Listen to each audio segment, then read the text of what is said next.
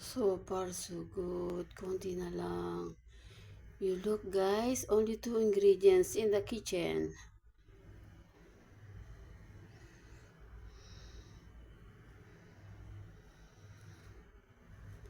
See? Invento ako ng invento ng kung ano-ano para mawala yung melasma ko. Ito, using regular camera. No need filter.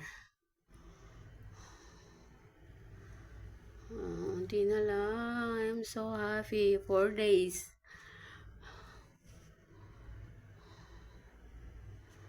Night and morning po yung gamit ko. Napakaganda using regular moisturizer and this make it toner of my face. Kung ano-ano na po yung ginawa ko. Nagawa ko ng ano bang ginawa ko? Nagawa ko ng rice cream. Nagawa ko ng aloe vera cream. Nagawa ko ng patatas. Wala, hindi pa rin siya matanggal. Yun lang pala. Dalawang ingredients. Natutuwa naman ako. Hindi na ako bibili. Thank you, guys. Bato.